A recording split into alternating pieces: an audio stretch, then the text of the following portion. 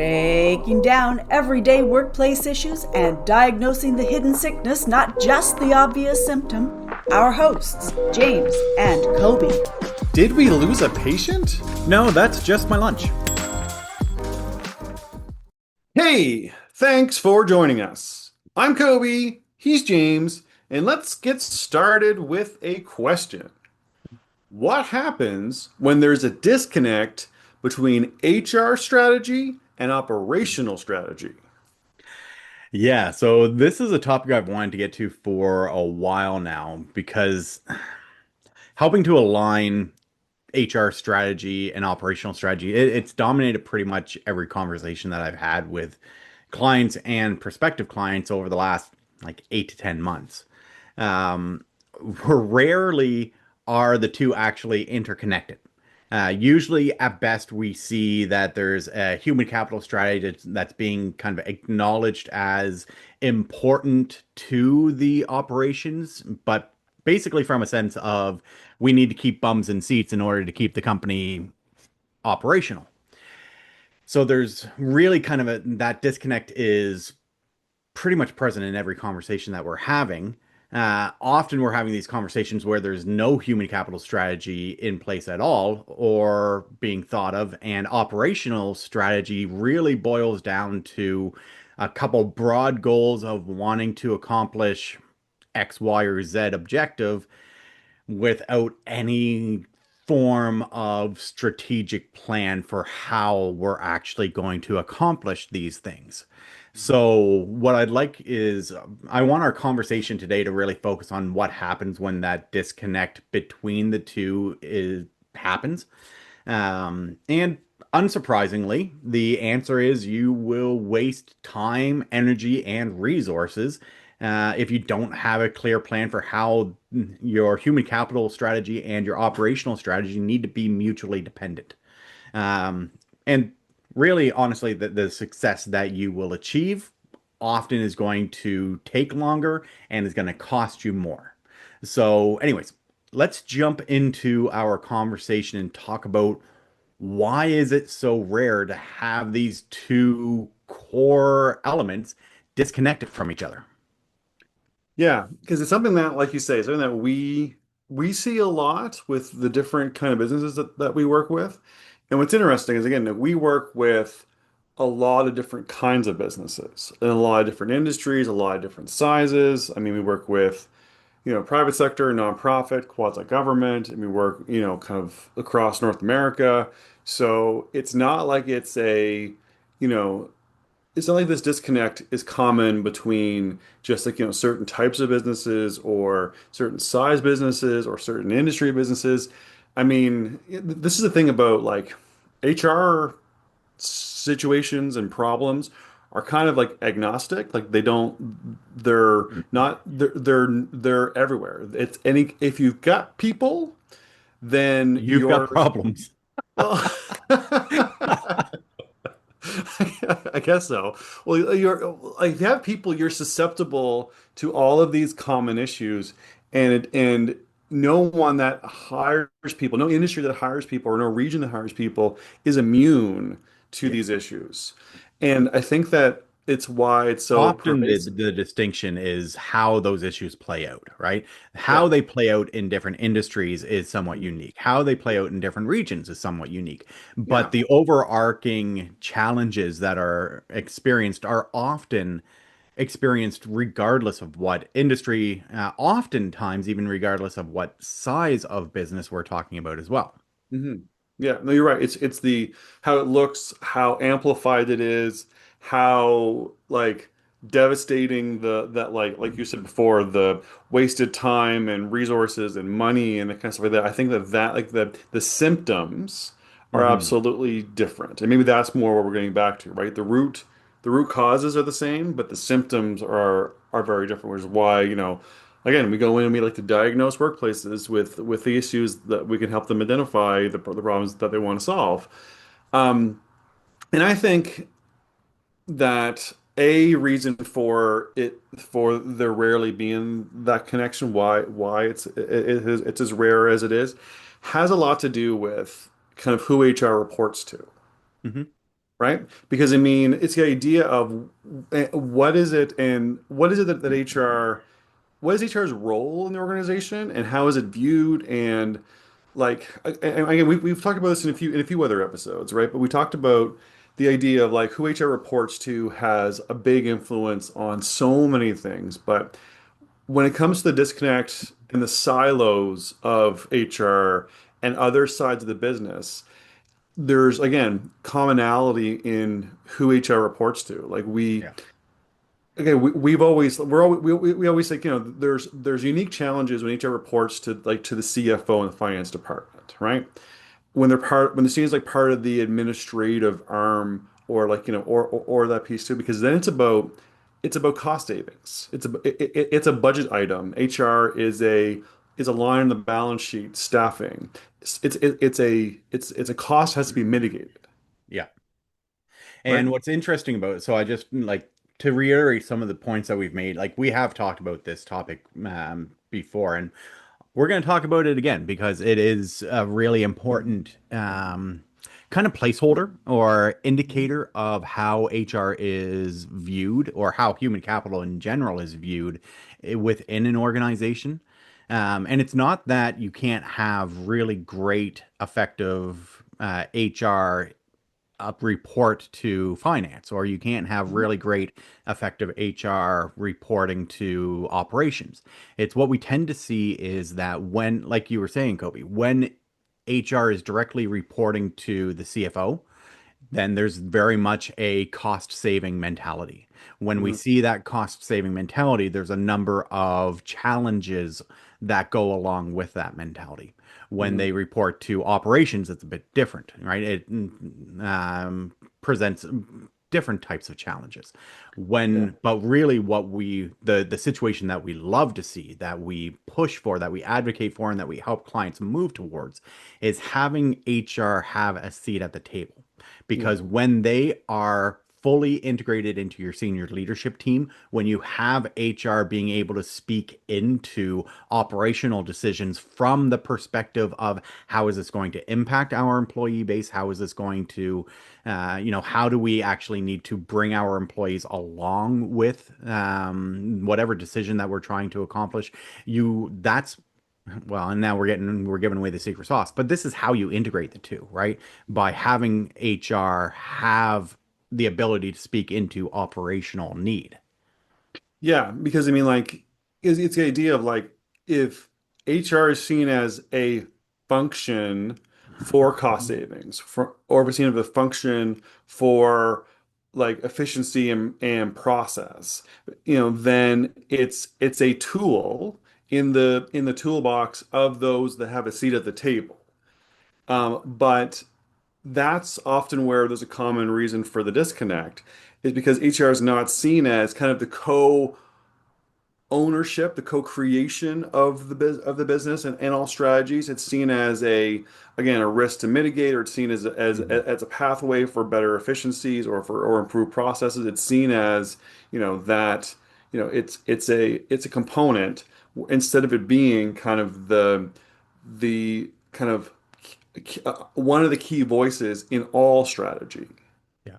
right? Because I mean, it's kind of like saying, like, you know, well, like if because so if there's a CEO, a COO, and a CFO, the COO talking about operations gets input from the CFO on the budget constraints for operations, right? So those strategies are often more aligned because they co-develop those strategies together at that table. Yeah. And that's again why the often why HR is disconnected, because they're not sitting around that table. They're saying that the person who HR reports to is saying, well, I'll have HR mitigate that, or we'll, you know what I mean? And then again, it's a tool in the toolbox rather than an equal voice. Yeah. And that's really at the heart of why it happens, right? Um, so I understand how this happens organically. Like we've worked with enough. This is not never have I seen it as an have play out as an intentional slight, right? It's not designed. It's not a malicious thing. It's not a. It's really a from a center from a place of oh, well, we haven't thought about it in that way before, Yeah. right? Or we got here organically and that's why we're where Right. we are. We grew quickly over the last 5 years. We've had to scale up quickly. We brought in HR so that we could do something and maintain our legal compliance and make sure that our employees have what they need. But we haven't moved beyond the mentality that HR is more than a risk mitigation center, that it is about stabilizing our revenue. And it's a long-term cost savings strategy rather than a short-term cost saving strategies from a risk mitigation or risk Efficiency. management standpoint. Yeah, absolutely. And I mean, so I guess the next question is, so again, no, we don't want to say if HR reports to sits at the table, all problems are solved. It's we're just trying to say that this is often a common reason for why Hmm. there's rarely this alignment. But and I mean, and this is often why we get brought into these conversations is there's a problem. There's issues with scalability. There's issues with being able to meet the kind of the business goals, or there's issues with retention, or there's all, there's money being wasted. Yeah. Or, Or or operational strategies are not actually having the impact on the storefront, on the yeah. front line that they should. Yeah, absolutely. So that's often why we come into it because we're able to look at the kind of the different strategies and the different components of the organizations and look for that way to start to form those connections and start to actually, have them feed off each other. And that's the again at the heart of what we do is trying to align the kind of HR strategy with operational strategy, and that's why people kind of come to us. And that's again the like I say, that's the unique role that we play is we understand enough about all the different aspects and how it all plays off each other. Because again, we're empowered by the question, what needs to exist first before this can be effective? Yeah. And being able to do the diagnostics and go in there and actually kick over the rocks and figure out, okay, here's the symptoms, or sorry, here are the sicknesses that are causing your symptoms. Let's address those. And it's something that we love to do, and it's so neat the stuff that we end up finding, but it's usually because there's problems happening that are disconnected from the causes, right? There's the Yeah. symptoms that are just from the sicknesses. These are things like the isolation of HR as a department, Hmm. or really when change management stuff is not working or has not been done properly. So there are these problems of what happens when this disconnect is going on. That is why we get brought into these conversations. But again, we see these, like costly and unsustainable growth is probably one of the biggest, like pain points that, is a catalyst for a lot of our early conversations. So it's like, Yeah, the again, one that's kind of coming up for me right now is a client we have in the primary resource extraction sector. And, they're a fairly small company in the industry. It is a fairly volatile industry that it has a lot of external factors that contribute. Tariffs, trade wars, all of that stuff heavily impact the industry. Fairly tight margins. Like there's a lot. And with this, the desire is there. The leadership, they have the right frame of reference in terms of wanting, they know that they need to support their people, that and they want to support their people. It's the challenge that happens is that they're constantly fighting fires. They're constantly jumping from one massive reactionary piece to another, to mhm, another, to another. And so we see this commonly in smaller businesses that maybe don't have formalized HR at all, and they look at, doing it off the side of the desk as a cost savings. I talked a little bit about cost savings a second ago, and this is kind of the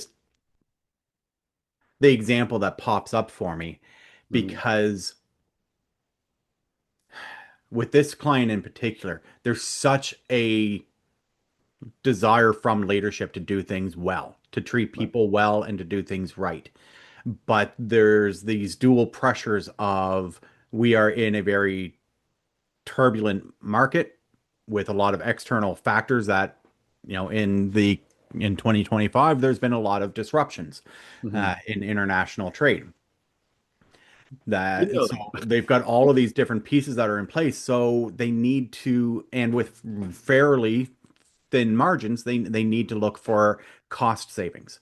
Yeah. So they're looking at cost savings as well. We can't bring on an HR person, department, whatever, because we don't know what tomorrow is going to bring, so we need to be very cautious and careful with what we're doing today, not Yeah. recognizing that the long-term cost savings that comes from having an integrated HR department that not only can help to mitigate these problems that the COO is responsible for running around and trying to put out, in and amongst doing the 101 other things that they are responsible for, having an integrated HR strategy that is employee focused, that is focused on the employee experience and growing and developing people, is a revenue stabilizing Yeah. activity. It is a long-term cost savings activity.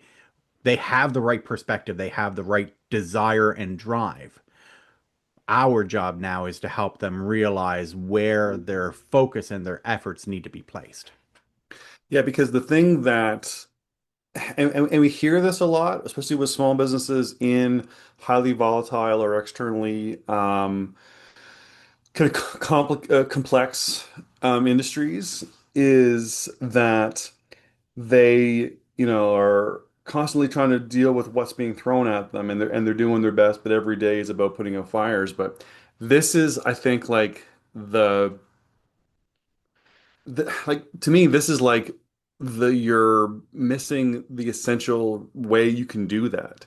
Because in an industry, when you're, if you're in industry and you're not overly big, then you need to be the most agile you possibly can be. You need to be able to pivot. You need to be able to adjust. You need to be able to have the stuff that you can rely on and plan A and through Z to be able to kind of react effectively and always kind of know what to do in what situation.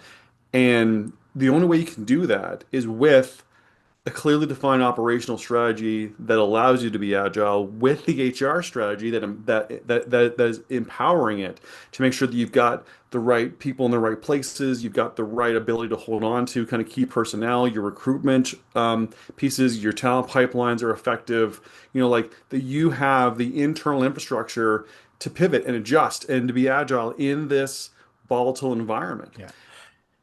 And It's to me, also you need to be able to manage that change, because if you are yeah. going to be asking your employees to be agile and nimble and to Mhm. change on a regular basis, you need to be communicating with them. You need to be managing those expectations. You need to be bringing people along with you.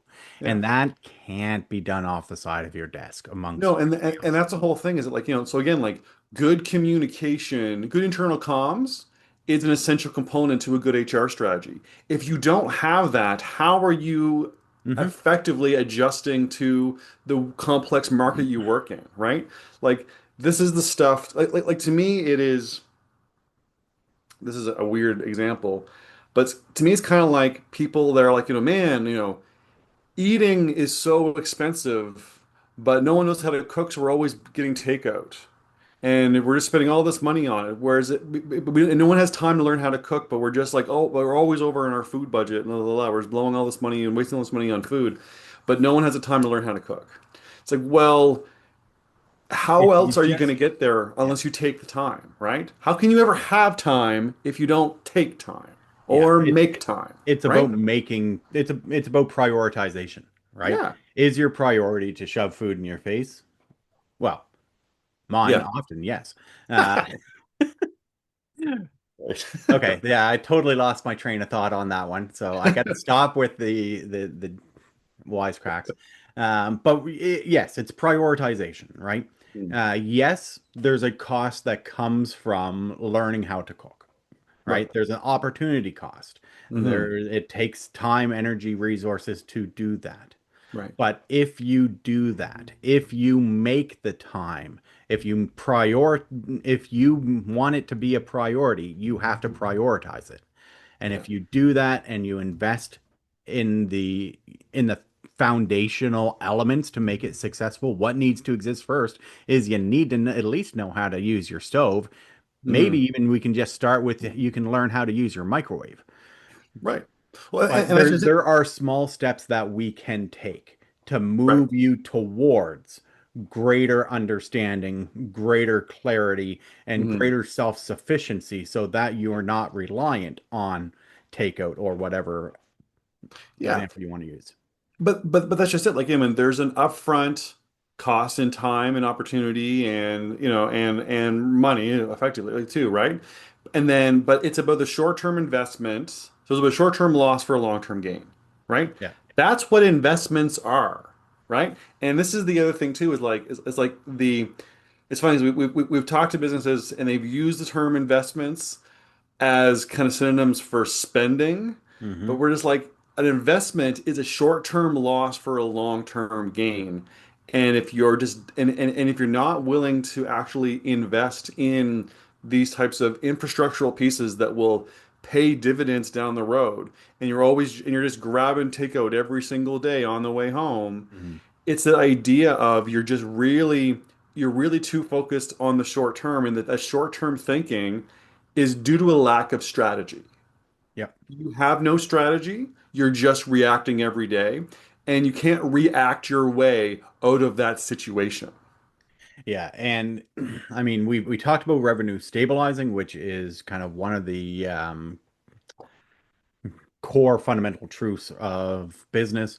The other one that you just talked about is action. We often delude ourselves into believing that by reacting to things constantly, we are Yeah, taking action in our business. right. And those two things are not the same. Mhm. Reacting to things as they come is the opposite of strategy, right? A Right. strategy is about setting a future facing goal, creating a plan of how you're going to get there. You need to react to things as they come, but it's about moving around the obstacle and then getting back on course, right? If you're just constantly bobbing and weaving, if you're just constantly moving to the side each time something comes at your way, you're going to be far off your intended path if you don't have a plan. Plan Mhm. beats no plan every day of the week. Right. Yeah.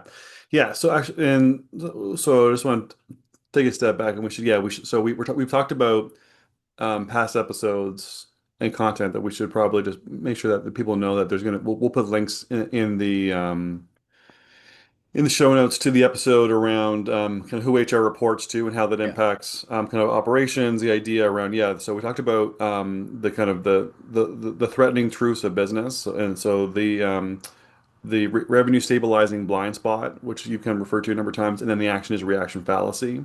Yeah. So we'll make sure that there's the episodes that we reference those, if those are interesting to you, they go back and listen to those Or you can episodes. binge listen to 3 years of us talking.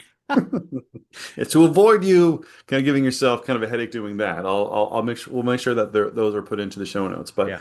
But you're right, and this is the thing that w when businesses are growing, and like again, it's the biggest challenge is smaller businesses that are growing, and then they kind of hit that wall where organic growth is going to start taking them down if they don't actually put strategies into place. But there's no like, alert that goes off on your phone of, hey, you've hired this many people. Now you need to have a strategy, right? Hey, you And just stepped off a cliff and you don't yes, know it.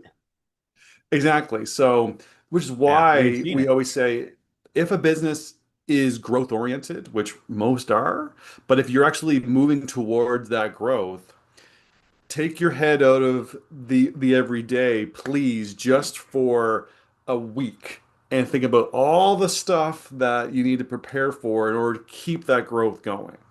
I'm glad you went with the everyday because that's not where my mind originally went. But let's just move past that. Okay, moving on. But yeah, so again, this client of ours you talked about that's kind of in primary resource extraction. They want to do it. They have the desire and the right attitude to do it. It's just a matter of them prioritizing, as you said, to take a step back, figure, okay, we actually need a strategy to avoid just thinking that reacting is good enough. Yeah. And the strategy needs to be accompanied by outcomes. And how are those outcomes going to save the company money, right? Right. We need to be better in HR in general Hmm. of connecting what we do with how it impacts the bottom line. Right. And those conversations are essential to be able to make the business case for this. Yes, this is going to cost you in time, in energy, and honestly, in money. It's going Hmm. to cost you this much up front, and we're projecting it's going to take this long to get this new whatever up to speed. And Hmm. then we're expecting these types of outcomes. And here's how we're going to make sure that we accomplish these types of outcomes. That is a bare bones strategy, right? We've Yeah. got where we want to go, we've got where we need to start, and we've got how we want to get there. Right. And the measurements in place to keep us on track. Yeah. Yeah. Yeah, exactly. Like it's And this is just it. Like, I mean, it doesn't need, a lot of these things don't have to be about, a week-long retreat to build a 5-year big picture document with a consultant that you never really read strategy. We're talking about an actual functional intent in what you're Something doing. useful that is looking at, what are we doing over the next 6, 12, 18 months? Mhm. Yeah. Projecting further than that. I mean, there's value in stating, where do we want to be as an Yep. organization in 5 years, right? Yeah. Because it gives you a long-term vision to work towards. Hmm. But think back on the last 5 years. Right. If you had made a plan in 2020 Mm. about where you wanted to be 5 years from now, and Yeah. you created all the steps that you were going to follow to get there, Yeah.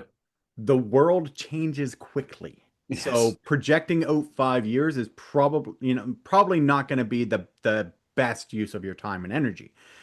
6 months, 12 months, 18 months, absolutely. Right. You're gonna still gonna have to readjust. You're going to have to react to things as they come, but at least now you've got a vision of here's what we're doing and why. And when Yeah. you need to readjust, you can say, here's what we're doing and why. Yeah. So that brings me up another past client or another client that we stopped working with a while ago, but it was a client that they had a very good growth strategy.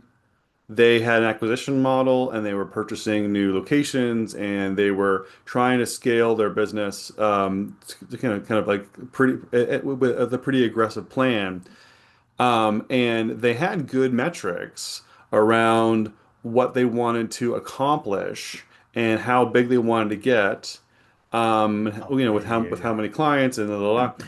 But they really it was kind of surprising to us how they really didn't put any kind of thought into the people needed to achieve those goals. You know who I'm talking Yeah, about? I know where you're going with this. Yeah. Yeah, I mean, going from a single location Hmm. with an acquisition model, over a course of 18 months to go to 3 locations and 4 locations with the plan to actually build a fifth location. Very, very aggressive growth strategy. They were successful in accomplishing their operation. I mean, this is their operational strategy. Hmm. We want to be multi-site. We want 5 locations within 2 years. We're going to do this through mergers, or sorry, through acquisition and through new construction. Within they had a plan. Within the first 6 months, we are going to identify, potential opportunities for acquisition. Like they had a pretty good growth strategy, operational strategy to get them there. Hmm. The problem is they got there and then they had no idea what to do. Right. They had no idea how to support. They didn't have the infrastructure built to allow people to be supported through this growth. All Hmm. people saw was unending growth, unending chaos, unending change with no end in sight. And because there was no connected human capital strategy to that of how do we actually help people how do we bring people along with this? How do we make sure that as we are going from, 15 to 20 staff to 90 staff to Hmm. more than that, do we have the right infrastructure in place? Do we have the right people in place? Are our managers trained to do that? Like all of these different elements. So it Yeah. Well, and it's was funny. a very challenging time for them. Yeah. So, and what's funny is that like the yeah. So the CEO was it was almost like they never really thought that they'd have to delegate management to other people. They were expecting to have all of the employees when they hit 90 report to them directly Yeah.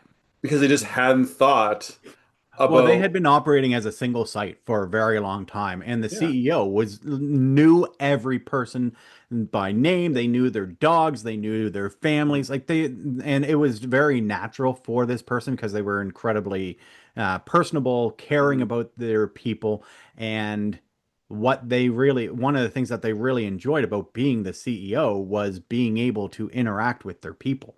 Right. But as the organization, as you go from that's fine when you've got 15 to 20 people Yeah. who are all in the same site and you can spend Mhm. your time with. Yeah. When you triple, quadruple, or more that staff in a very short period of time, you are not going to have the ability to do that. Yeah. It's also not the responsibility of the CEO. The No. CEO in this type of situation needs to be the visionary, needs to be Mhm. setting the course, needs to be moving obstacles out of the way for the rest of their team. Yeah. Unfortunately, they weren't prepared to let go of that personal connection with people, and Yeah. it did cause some friction. Yeah, and but the idea of like, just having, but again, there was zero real HR strategy about what would be the roles of a management team. Would they need team leads or middle managers to kind of build a bit of a hierarchy? It was almost it was kind of like they just were like, oh well, we'll just figure out the all the people that are essential to operating our services, to keeping our customers happy, and that will occupy all these sites later. Let's just get to the site goals, the tangible goals. Having more sites means more money, which means we win. Yeah, exactly. And so yeah, but again, it was like it was so funny because like looking at their operational strategy, we're almost like, where's like it's almost like they had I remember looking at it being like, it's almost like every page should have is missing like the other half of the page. Like it's almost like it was written in like one column, and there should be a second column that's just sitting there empty because all of the how are the people going to do this Yeah. side was just screaming at us because they just it was totally divorced from it. But again, our expectation wasn't that sorry, their plan wasn't the weirdest plan that everyone else would see it. It was a common style plan for most businesses in this realm because it's so common for the HR strategy to be divorced from the operational strategy. But to us, because we see them as integral and interconnected, that it was less like it was so blatantly obvious Yeah. to us, and just but it was But such I a mean, I know exactly how it happened, right? Because they were yeah, sitting around the leadership table developing this strategy. yeah, And when you've got 15 to 20 people, you don't generally have a full-time HR director who is sitting at the leadership table, right? So right, there was nobody with that context who right, was able to speak into how we need to bridge the gaps here. And hmm that's, I mean, going back to what we said right at the beginning, when you need strategy is good, plan beats no plan. But right, when you are crafting your strategy, you need to have somebody who can speak into the human capital element, the human resources that are present in your organization. And it goes back to what we said around who does HR report to? Mhm. because whomever is responsible for that file, if it's the CFO, then the perspective on human capital is going to be, generally speaking, is going to be very cost focused. Right. If it's operations, then HR is going to be very process focused. Right. But if you have somebody who is a CHRO, a chief human resources officer, who has the strategic HR capabilities and capacity to speak into operational strategy or to create a human capital strategy that is intimately connected and aligned with your operational strategy, it's just so much more powerful. Yeah, because this is just it, is that if any growth plan does not include a strategic HR element to it, then the people involved will always show up to, like, will always show up as a priority way too late or after the fact or as a reactionary outcome. Yeah. Again, if HR is not at the table during the conversation, then the people part of the conversation will always be too late in the conversation to actually have a strategic value. And when you try to do these things as an afterthought, it comes across as you're doing this as an afterthought, Yeah, right? It exactly. is recognizable to your staff. Yeah, And that's yeah, not a perception that you want to encourage. absolutely. Um, I think though we should probably talk a little bit about what it looks like. So we talked about what it looks like when there's no um, like HR strategy and no operational strategy with that primary resource extraction company. And then we talked about with this example, what happens when there's a growth strategy or operational strategy, but no HR strategy. So let's talk about what happens when there is an HR department and there is an HR strategy and there is operational strategy, but they're siloed and they're not connected Mm. either at all or they're not really connected by very much. And I have a couple examples of clients in my mind of ones that again they have HR people, they have great HR people, they've got the right attitude at the leadership table. They again are growth oriented, acquisition oriented. Well, at least one of them is, and they've got the right components, They just haven't but brought them together yet. yeah. Yeah, and I think the what's coming up for me is a client in the transportation industry. Oh, yep, yep, that's one of mine. Because phenomenal HR team, phenomenal HR leadership, Hmm. phenomenal leadership in general. Actually, I've been really impressed with. I mean, most of our conversations happen with the director of operations and HR manager, because HR Yeah. reports to operations in this situation, and the CEO. But the values. Um, I love it. They're a pleasure to talk to and to work with because they are very, while I mean, they are very growth focused. They are very focused on we have the opportunity to be a significant player in this region, in this industry, and we have the opportunity to be like they're also looking at it from a we want to be the best employer in this industry. We want to lead the pack, not follow others. We want to set what competitive looks like. We want to set the standard. And so it's the values there are phenomenal, but they have not yet connected the way in which HR operates on a daily basis with that overarching acquisition growth mindset. So there's all of the it's funny. It's like a jigsaw puzzle. All of the pieces are right there. And the Yeah. picture is coming together, and it's just putting the last couple puzzle pieces in the right spot and making sure that they are connected and they're fitting and that we've got a really nice picture in the end rather than a jumble of pieces. Yeah. Well, and like to me, like I mean, we've talked and we've seen kind of or we've had a number of conversations and seen a lot of the work they're making towards their operational goals, and we've actually had some input into a lot of the HR strategy goals, and I kind of see them as like they're almost like two poles that are like that the company kind of has to kind of they're trying to like achieve higher success and they're like slowly kind of like inching themselves up like separately on these two poles. The only place I'd say that they're really connected and is often where we're brought into conversation between the two is around they understand that they need to keep good people in order Hmm. to in order for their operational goals to be successful. Like they get that, but it's almost like those two poles between them. There's like one rung to kind of connect it They've got as a ladder with one rung.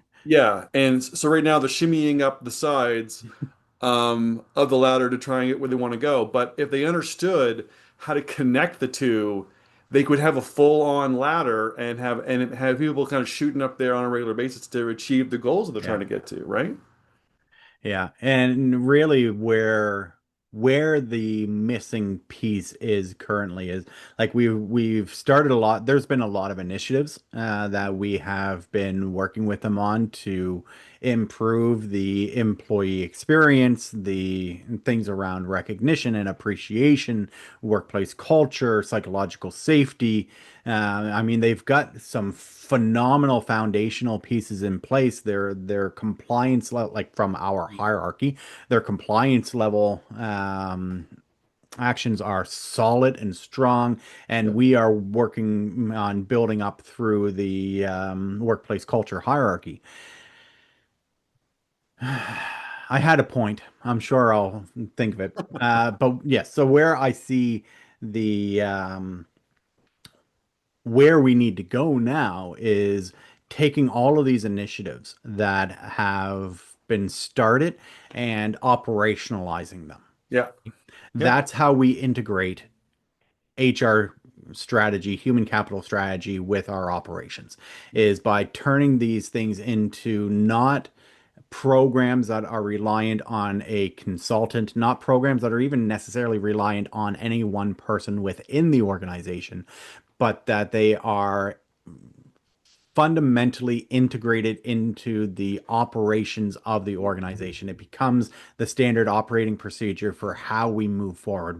That's what basically what we mean by operationalizing. Yeah, Uh, I mean, turning, and the language that we've used with them is about like weaving these elements into yeah, the DNA of the organization. That's the language we've often used with them, because that's really about what it is to not make it, like a steps to achieve or boxes that or like thick boxes they have to make sure that they hit on a regular basis. It's about making them part of the DNA of the organization. It's just how they do their work and it's about that clear connection and understanding that it's not just important to connect them when there's disruptions that happen with their misalignment. It's about saying that it's about again it's about climbing that ladder based on strong connections between the two and again to climb towards the goals that they're trying to achieve. yeah, So, but yeah, so I do think that again, so hopefully to you listening that those three examples are helpful to kind of understand again the what common looks like when there's other disconnects between the strategies, when there's gaps in different strategies, but really just understanding how vital it is for any type of like growth or real success or goal, goal accomplishment to actually you really need to make sure that you're kind of connecting those two. I know the one question that you're probably asking yourself is okay. I get what that it's not common. I get sometimes that it has to do with who HR reports to. I think I get the value that's connected, but what do we need to do in order to actually make that connection happen? Like what is it that, yeah. like what is our What needs to exist first? yeah, what needs to exist first? And I think for me, I'm gonna do another callback to a past episode to kind of to build off of, but I think it really comes down to what does HR stand for in their organization? So the conversation that we had about the four faces of HR, like H and R stand for holding red tape. Does it stand for highly reactive department? Does it stand for hovering and restricting? Or does it stand for that humans are required? And to me, I think if you really want to connect HR strategy and operational strategy, you have to know, are we in a position that we can actually sustainably do that? So if we were to say, hey, our company wants to work with you, Roman 3, to help us connect these two pieces. Hopefully, you're thinking that. But if you are, can we jump in and start doing this stuff now? One of the things that we're going to want to figure out is, again, what does HR stand for in your organization? Whether that's a person, whether that's a department, or whether it's the duties on the side of someone's desk, depending on your size. What does HR mean in your organization? Does it mean which of those four things?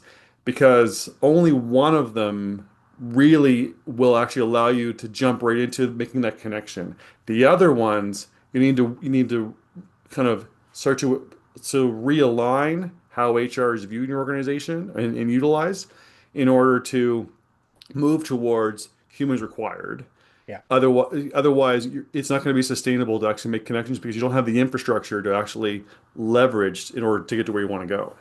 Yeah, and I think what I would want to add to that is that there's two elements of moving towards that because the how HR is viewed conversation is we can split into two different components.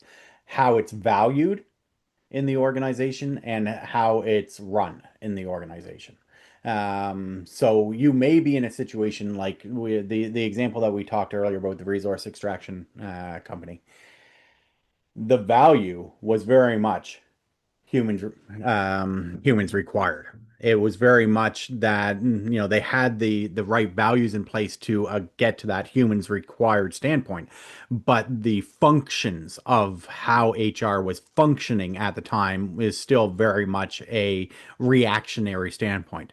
So Mhm. there's function and value that needs to align as well.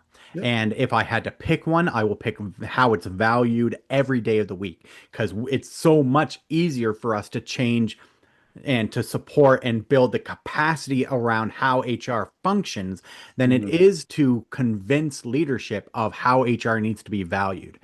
So if you have that humans required values, we can help with so much easier than if the value of or the way that HR values the way that leadership values HR is more of a hovering and restricting or reactionary method.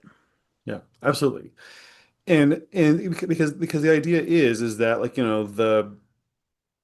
there's a lot of change management that's going to be required to start to align HR strategy and operational strategy. There's a lot of there's work that needs to put into it. There's time. You have to really kind of like you got to kick over the rocks to make sure that you actually have the sustainable infrastructure to make this stuff happen. And again, when we work with a company, one of the questions, again, we always ask the most important question when it comes to achieving their goals, what has to exist first before this will become effective? And sometimes it's we really have to try and reframe or reutilize the value and the function of HR in an organization before they can even come close to what they want it to be. Mhm. And that's often not a very fun conversation for them to hear from us Yeah. because like, we're like we can take your money and we can do the actions that you think you need, but the problem is what you want and what you need Yeah. are often not And in you're going to be alignment. angry with us at the end because you're not going to get the outcomes that you think you should because we Mm, have not taken the time to look at what actually needs to exist before this can be successful. Not successful in the short term, because short-term success is not what most of us are looking for. We're looking for long-term stability, growth, and sustainability. yeah, exactly. So part of it too is just to realize like, that again, these are big things. These are complex things. But I mean, but like we can tell you as a company that we do this stuff. This stuff is solvable. This stuff works. This stuff does make a difference. This stuff has a huge impact on your ability to have a profitable and sustainable organization. And it's a matter of you gotta not be afraid to put the work in.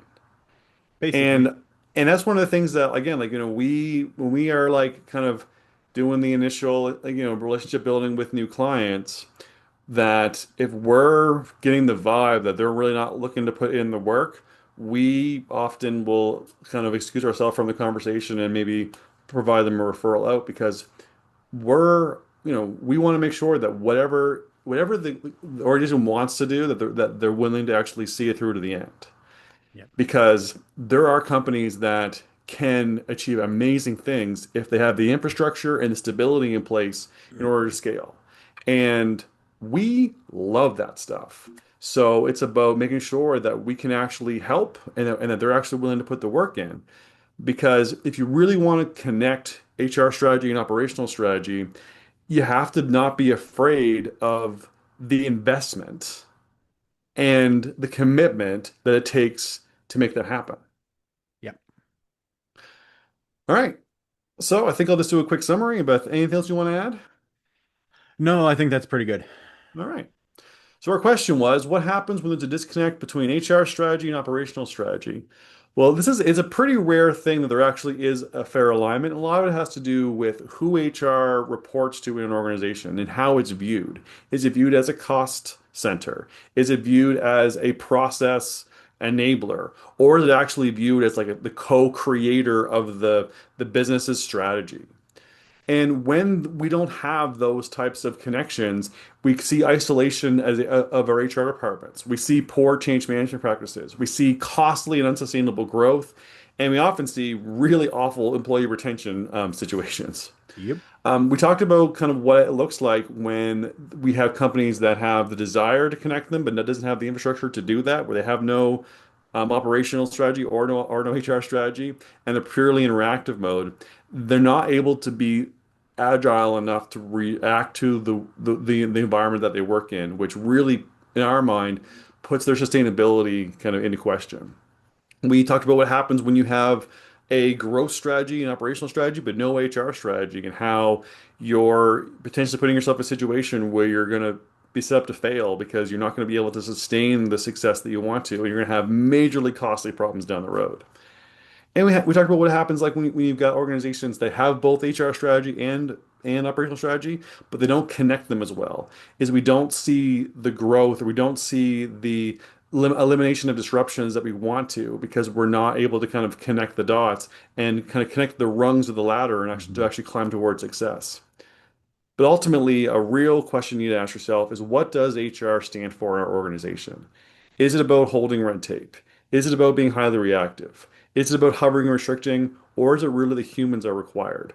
Because how HR is valued and utilized, it has a lot to do with whether or not you can actually really effectively and sustainably connect your HR strategy and operational strategy. If you want to talk about any of this stuff with us, we love talking about this stuff, so please feel free to reach out to us. Even If you just pick haven't noticed, we enjoy talking. yes, and even to just pick our brains, we're Yeah. always open to seeing how we can help, because we see this stuff with a lot more clarity than what the average people who are working in the everyday do, and we're always happy to help illuminate kind of the realities to people and show them the path towards the goals that they want to achieve. All right. So that about does it for us. For a full archive of the podcast and access to the video version hosted on our YouTube channel, visit roman3.ca/podcast. Thanks for joining us.